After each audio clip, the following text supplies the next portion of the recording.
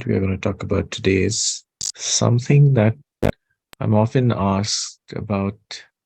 What is intuition, and how does one access intuition, and how do I know this is intuition? So I thought it's good to sort of talk about intuition, because intuition is like a inner light which sort of sometimes guide us towards what is natural or wholesome for us in a given situation. But before I talk about intuition, I think it's necessary for me to talk about uh,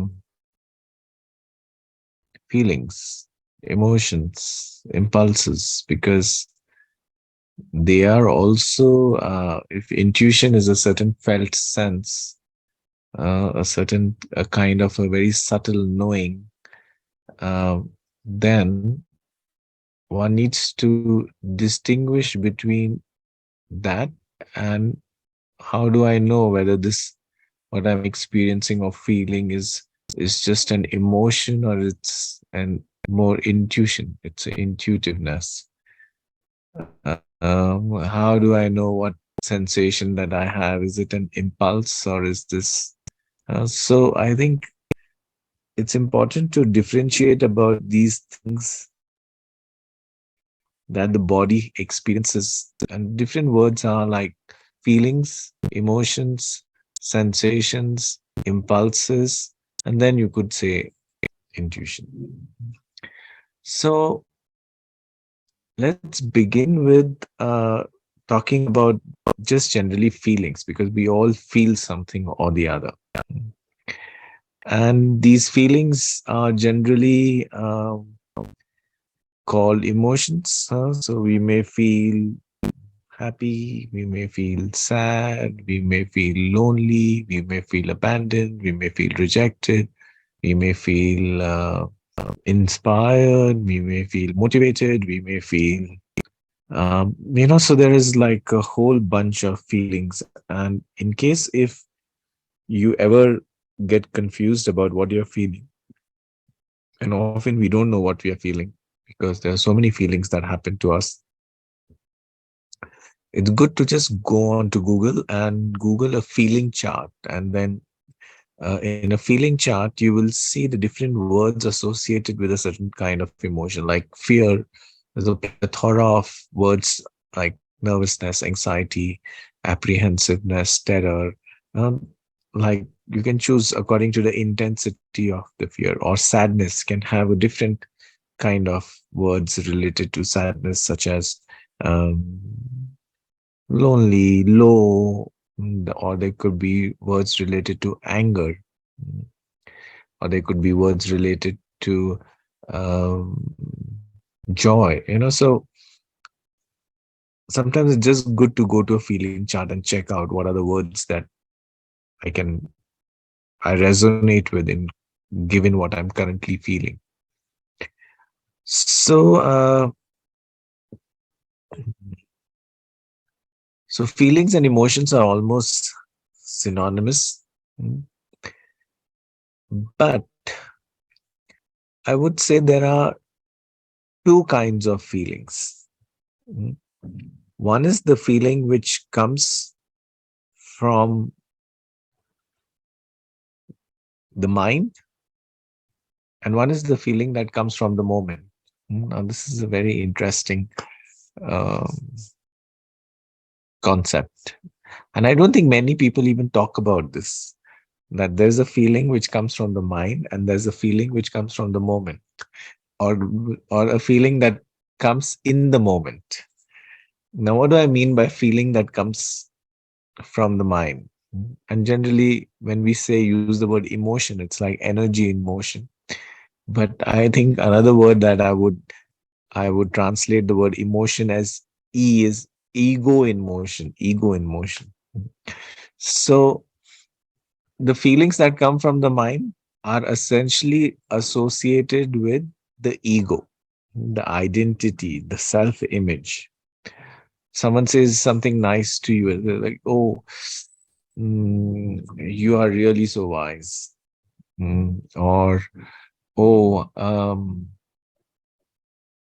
I really, somebody just also gave me a, really, you're really good for me. I feel really good in your presence. Or, um,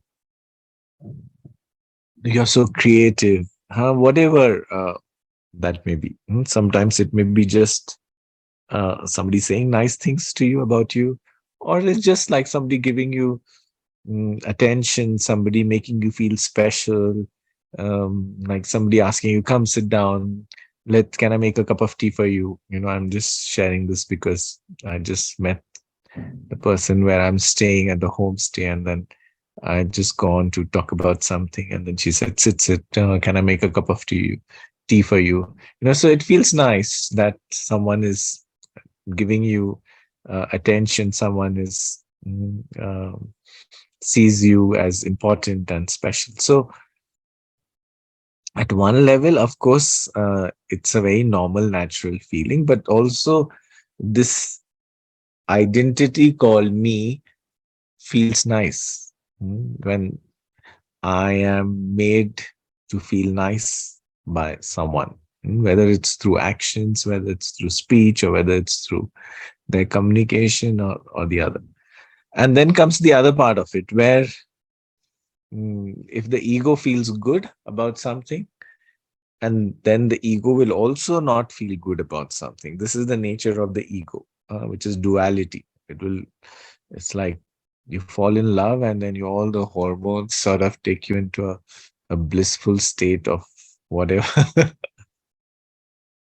And then when the love sort of diminishes, or you experience the rough edges of your partner, and then comes the falling down in love. So so it has duality. So now, if someone sort of ignores you, someone doesn't give you any importance, someone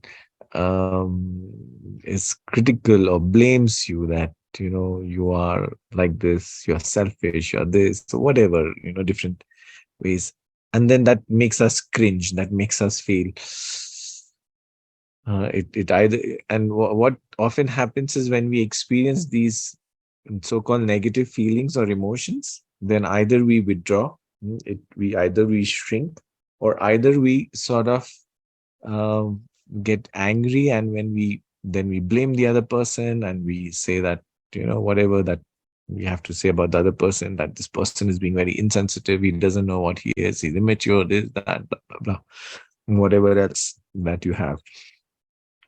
So this is the nature of feelings, which means it feelings, or emotions rather speaking, which is associated with the mind. So you will feel good if someone behaves nicely with you and makes you feel special, and then if someone ignores you, someone doesn't consider you important enough, then you will feel bad. So, and which is not to say that um, it's not real. I mean, it's as much real as anything else, because you experience it. So there is a reality to it, even though it's coming from your mind. But the sensation of feeling good, of not feeling good, is felt in the body. It is a felt sense, even though it's your abstract image of you is made to feel good, and made to feel important, and made less important, or rejected, or ignored, whatever. But the feeling element is there in the body. The other thing that happens with emotions is also, or rather with feelings which are associated with the mind, is also uh, that there's an element of past to it. Like, for example, like someone, you call somebody, and that person doesn't take your call, or doesn't return your call. Mm. Now, I mean, I guess in a normal circumstances, you will not feel good about it, that this person, you called somebody and that person did not return your call. But you can magnify it far more than that is necessary by reading too much into it. And that reading too much into it could be oh, what does this person think of himself? And you feel worthless because of that person not taking a call. You feel ignored, you feel whatever. And a lot of it can come because of your past. Maybe in your childhood, you didn't get the attention that you needed from your parents. Maybe in your childhood, you were deprived emotionally, whatever. And sometimes, so you're carrying that old pain in somewhere in your body, in your psyche, which you consciously also are not aware of because of something that happened in the past. Some It could be trauma, something in your childhood or wherever. And something as simple as somebody like not returning your call can make you make that whole situation larger than life and make you feel so intense. It could be something as really as simple as somebody, maybe that person forgot to return a call or whatever it could be. But you make it like it really, that emotion is so strong. It could be a simple thing because it is triggering the memories of the past, and consciously you don't even realize why this is happening, why you're feeling so strongly, and you may end up blaming the person, you may end up judging the person, you may end up whatever that often happens. But you don't realize that it is triggering some old pattern and old pain of the past. Like currently I'm rereading The Power of Now, and Eckhart Tolle talks about the pain bodies. So we are sitting on the pain of the past, and something can just trigger that pain of the past, and then that is felt very intensely in our bodies. And when we are in the grip of that old pain and old emotion, the other person may not even realize कि इसको क्या हो गया, मतलब what have I done, have I done something wrong and whatever. But that person doesn't realize that something as simple as maybe you not engaging with somebody or returning a call or something has just triggered some old pain, and now you're in the grip of that pain. So this is another element of feeling which is associated with the mind, which means there are two aspects to feelings associated with the mind. One is that is an element of the ego, the self image. The self image feels good, nice feelings. The self image feels bad, not so nice feelings.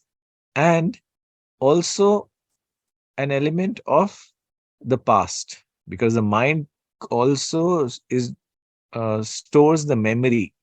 Even though at a certain cellular level, you also, the body stores the memory too. But if something happens and it creates strong intense emotion, particularly which are not really pleasant emotions, it is something related to the past that has gotten triggered, and we are not even aware that, because the intensity of the emotion is so strong. So, and I think one of the reasons I'm talking about this is because most people don't realize the differences between feelings which are coming from the mind, from the ego, from the past, and feelings which are coming from the moment. Now, what do I mean by feelings which are in the moment? Feelings in the moment are perhaps nothing to do with the ego identity, have nothing to do with the past, but those feelings are purely mm, free of conditioning, so to speak. Like you see a baby, and suddenly you just feel nice and warm when you see a small baby. You feel a sense of whatever you feel. When you just see, you feel joy and niceness. You feel like cuddling the baby, and that's like a feeling in the moment. I'm just giving examples. So or you are in nature and you see a lovely sunrise or a sunset, and that's like the experience of feeling in the moment. Or you see someone um who's really hungry, and then you feel like a spontaneous uh, feeling of compassion, and you want to um you know feed that person. Now that's like, that could be a feeling in the moment, even though there could be a conditionality also associated with, like, if you find someone who's poor, and then the conditionality could be a belief, could be, oh, I must help the poor people and all that. So that may be coming more from the mind, But I hope you are able to understand the difference between feelings that come from the mind, which is ego, conditioning, past, self-image, and feelings which are, and this is the adulterated, I would say, feeling, if I may use it, because it's coming from the mind, and feelings which are just purely in the moment. It could be nature, it could be something. There's no element of past in this feeling in the moment. Like you're just sitting in the sun and just basking in the sun and feeling warmth and good, and that could be, I don't know whether that's a feeling, but or mm, suddenly you feel inspired to become creative. Mm. So I'm just giving you some examples of feelings in the moment. It could be related to creativity, it could be related to joy, it could be, and there could also be sadness of feeling in the moment. It's not necessary that but it's not a feeling which is coming from mind, ego, self-image, past, conditioning. Mm, that's what I would call as emotions. And that's, if you look at the whole drama of our soap operas and all the emotional dramas, that was this TV serials that you have, it's all emotional drama. That's all emotional drama, and it's so engaging to watch. Like in Indian television, you have this thing called Big you have this reality show called Big Boss. It's also popular in other countries, and there you put 16 participants or something in a closed space, and then you see the whole drama unfold, and emotions flare up, and this and that. And so this is all the emotions that are triggered from the ego identity, made up of conditioning and the past. And then there are feelings that can happen which are purely in the moment. It happens in the moment and it's over. There's no carry forward of those feelings, or it's not even coming from the past. So the first thing I wanted to talk about is this element called feelings, which is mind-based feelings, which I would probably call as emotions. And then there are moment-based feelings, which I would perhaps call as just uh, responses to in the moment, which is not coming from the mind. Okay, so that's about feelings and two different kinds of feelings. Uh, and now let's talk about, and the feelings have, all feelings generally have a corresponding physical sensation in the body. So even though someone makes your self image feel good, but you will feel something nice in the body. So there's always a sensory, sensational, physical sensation component to the feeling. It may be intense or it may be very subtle. Okay. Now, and generally when they're very intense feelings, it's a great likelihood that something related to the ego and the mind has been triggered. Mm. Okay. Now comes impulse. Mm. Now, what's an impulse? Now, impulse is also a sensation, so to speak. Mm. And the impulse is are generally associated with sensory, uh, what do I say? Uh, Something sensory, like, and particularly, I think another word that I would associate with impulse is urges. It could also be tendencies. It could also be habits, patterns, um, mm, mm, mm, mm, even addictions. So impulses is like you experience a certain, like a immediate current, some kind of a, like, I think the best word that I can actually use is some kind of a current in the body. It's some kind of a sensation in the body, and that sensation pulls you so fast that you, before you know it, you have acted out on the impulse. And often such people who act out impulses are called impulsive people.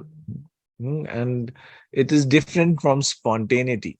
Spontaneity is not impulsive behavior. A spontaneity could be creative behavior.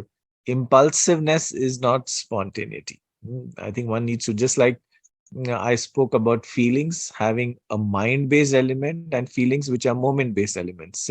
Similarly, impulsive impulses and spontaneity is two different things. So examples of impulses, like food, hungry. We are hungry, so it's a impulse to satiate your hunger. You suddenly feel in your body that yes, I'm hungry and now I need to. But that same impulse, you could get addicted to overeating. Now you are no longer eating because you're hungry. You are eating because you don't feel good. Now suddenly there's an impulse to overeat. There's an impulse to indulge in junk food. There's an impulse to eat sweets. There's impulse. Now that's uh, or sex. Now that's also an impulse. But again, now one can get addicted to the sexual impulse. Promiscuous behavior, pornography. Now that could be another impulse. There could be an impulse related to even the emotion of anger. Some like something just triggers you, and then that impulse suddenly takes you, and then you act out your anger in whatever way you do. So it's very important to realize that this is an impulse. It's a sensation over which I have no control, and it just pulls you in the direction of the sensation, whatever that may be. It could be even like impulse for shopping, impulse for gambling, impulse for mm, something impulse. Even when you're attracted to someone, that's also an impulse. Mm. So these are the kind of impulses, and often, people say, um, go with your feelings, be true to your feelings, follow your heart, uh, because uh, because most of us are living in our mind. We are always in the thinking space. We are always thinking, oh, what should I do? What's right? What's wrong? Is this good? Whatever. So then, to be free of the thinking space, then because there are so many do's and don'ts that we live by, um, and then when those do's and don'ts really don't mm, fulfill us, and then a volcanic eruption happens, and you say, to hell with the do's and don'ts. Now I'm going to live by my heart. I'm going to live by my feelings. I'm going to be true to myself. But quite often, what happens? You end up only being true to your emotions and your impulses. Mhm. We feel that, oh, I'm being true. This is my true self. What I'm feeling, what I'm sensing in the body. No, those are not really something that is true to yourself. That's also coming from your past conditioning, because they could be just simply emotions which are triggered. They could be just impulses based on old patterns and habits that you have formed over a period of time. And you may think, just because I'm feeling this sensation in the body, it could be an emotional sensation, it could be a impulsive sensation. You feel that this is, I need to follow this because this, I need to follow my heart, I need to be true to my feelings. But that's not really, you're not, it's not wholesome, I would say. It is still coming from your past, it's still coming from your mind. And I share this from my own experience, because there was a time when I was in this phase of my life where I was like, oh, I need to be just true to my feelings. And I had no idea, no distinction between what's an emotion, or what is an impulse, or what is an intuition. I didn't differentiate. I just felt like, I just need to be true to what I'm feeling. But it's important to discern, is this an emotion? Is it coming from the mind? Is it ego based feeling, or is it a feeling in the moment? The second is this an impulse? Is this a sensation or a pattern of behavior over a period of time which has formed as an impulse, a conditioning, so to speak, which is very difficult to break? Mm.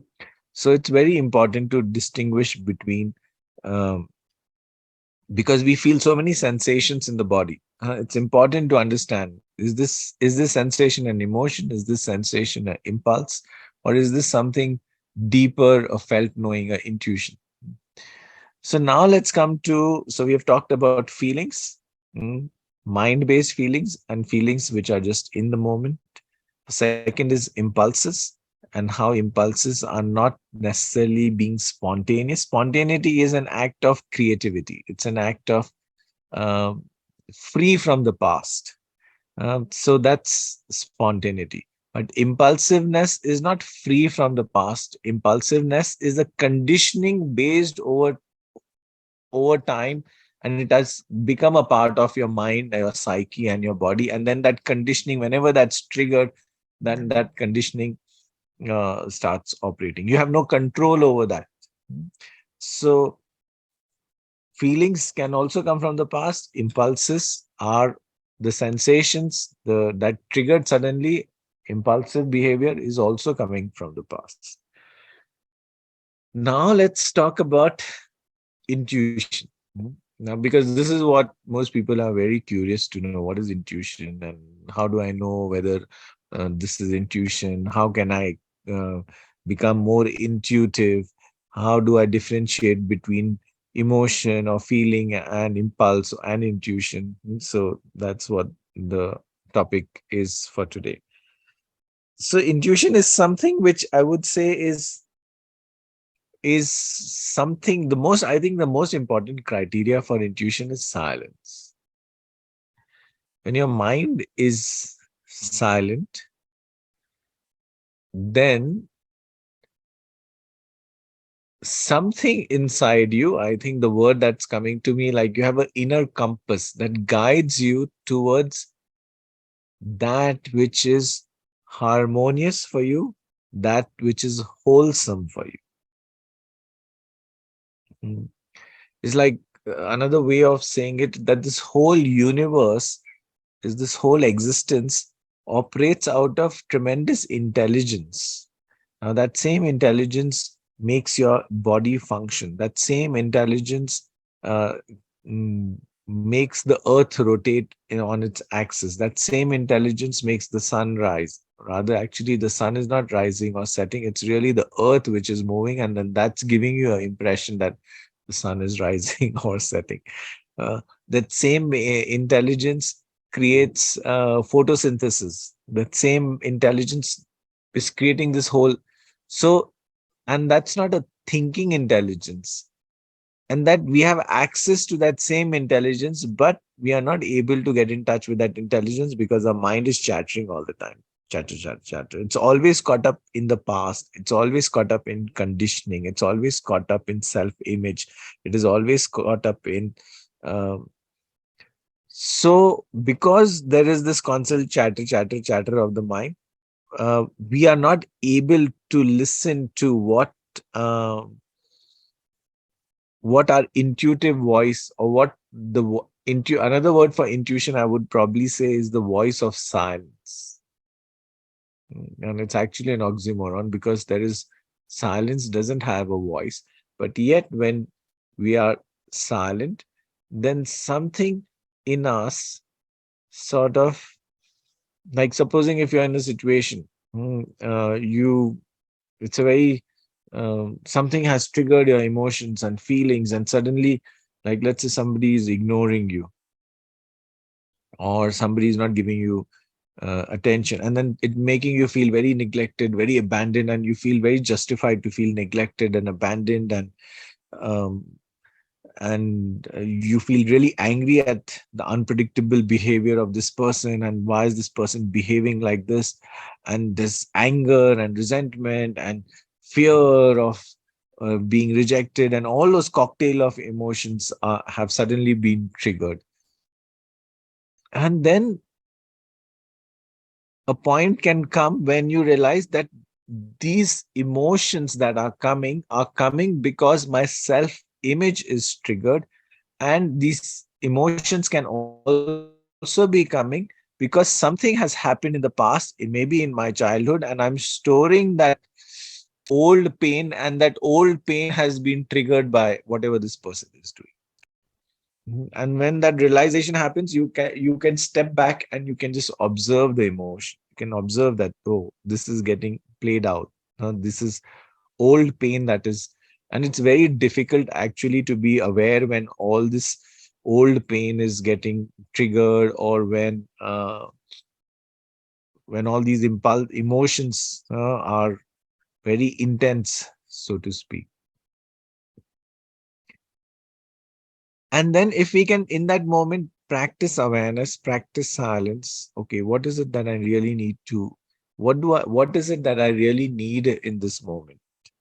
What is it that, what choice would be aligned to my true self? I'm just using words. But when you are in that state of silence, that silence has the capacity to nudge you and guide you in the direction of what is wholesome and harmonious and peaceful for you. And when you are in touch with that intuition, when you are in touch with your inner compass, then it becomes your own guide and your own guru. Then, and once you listen to that, then you're not so bothered about what others are going to think. Then you're not so bothered about the consequences of what I'm going to do, or the fear of what I will be doing. Then you're not so worried about missing out on something, because when you listen to that voice of silence in you, the intuition, then it is not acting out of greed or fear. Most of our, when we are acting out or doing something, when it's coming from the mind, it's out of because we want something or we don't want something. There is always this duality. I'm scared of something, hence I do this, or I don't do this, or I want something, hence I do this. But when you're listening to that voice of silence, you're neither wanting something, neither you resisting something. It's just you are doing what seems harmonious, wholesome for you, whatever that may be. And I'm assuming that those of you who are listening to this have had some examples or some instances in your life where you felt that I acted out of a deep knowingness of what was right and wholesome, rather than because I wanted something or I didn't want something, I was scared of something, or I was not operating out of my mind, but out of some deep felt sense of knowing. Now the question can come like, how do I know whether what I am feeling or knowing us wanting to do is coming out of intuition or is it coming out of impulse? Well, nobody can really answer that question. Only you can know it for yourself. But I've given you some inputs in terms of, if it creates a feeling of harmony within, if it creates a feeling of peace within, it could also be the other way around, that someone comes in your space, in your environment, and it disturbs your peace and harmony. And then the intuition can also be that, because this is disturbing to my peace and harmony, maybe this is not really for me. It could be both ways. So anything which takes you towards closer to your oneness, um, a sense of inner balance, inner harmony, then that's a good indication that that is a movement in the right direction. It is not attached to any outcomes, any consequences, it has no feverishness, there's no greed around something, there is no fear, insecurity. There may be in fear, there may be insecurity, but still you're still listening to your voice of inner silence. And that I would probably say. So if you want to perhaps bring more intuitiveness in your life, then one needs to cultivate silence of the mind. Because only when the mind is silent, then you can get in touch with the voice of silence. Otherwise, his mind is chattering all the time, and then you don't know what the voice of silence is. So those are the mm, three things that are happening in a body in the sense of a sensation or a felt sense. One is the feelings, which can come from the past, and the mind, which is generally what I would call as emotion. Second is feelings which come in the moment, which is different from feelings of the past. Second is impulses or sensations which have solidified over a period of time, and now we can't seem to be get out of those impulsive behavior. And it is impulses are not spontaneity. Spontaneity is free from the past, it's in the moment. Third is intuition. Intuition is something that is comes out of silence, comes out of a feeling of wholesomeness, oneness, harmony, peace. It guides you towards what is wholesome for you. It is not attached to any consequences. I'll get this, I won't get this. It comes from a very uh, s- mm, a deep sense of inner knowing, so to speak. So, those, I think that's what this session is about, how to differentiate between feelings and intuition. So I hope this knowledge, this wisdom is useful, because I think for the longest time I couldn't differentiate between um, emotions, mm, impulses, and intuition. So sometimes just having this knowledge is useful, and sometimes I think um, when you, like, once I had gone to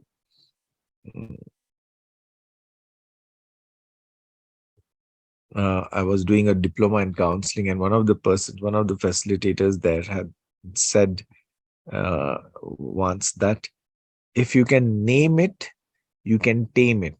And I thought that was like a very insightful uh, sentence. I'll repeat that once again. If you can name it, you can tame it. So if you're feeling something in your body, check, is this uh, is this feeling coming from my mind, my ego, my past, something in the trigger? Is this an emotion, or is this a feeling which is just in the moment? Hmm. Another way of checking is this an impulse? Suddenly you feel something and then you feel like doing something, or you want to get into a very reactive behavior. Check, is this an impulse? Maybe it's a good idea to differentiate between emotions, impulses, and then intuitiveness is again a voice of silence. It's just a inner knowing, so to speak. So, so having this vocabulary sometimes helps to make sense of what's happening in our inner world. Mm. Okay, so on that note, I think let's end this session. Mm. And the more we practice awareness, the more we get in touch with our intuitive ability. The more we operate out of consciousness and awareness. Okay, let's end the session with a small, spontaneous prayer. My dear higher self, help me to realize the difference between feelings which come from my ego, from my mind, from the past, and feelings which are free of the past. Help me to recognize my impulsive behavior. Help me to cultivate the ability to be aware, to watch my emotions and watch my impulses, rather than get rather than get sucked into the intense energy of strong emotions and strong impulses. Help me to cultivate silence so I can hear what the voice of intuition is that can guide me towards that which is wholesome, peaceful, harmonious, balanced for me. Seek your grace and guidance to realize my true self. Om Shanti Shanti. Okay. So with that, we end today's session. I'll see you in the next session. Goodbye. God bless. Take care.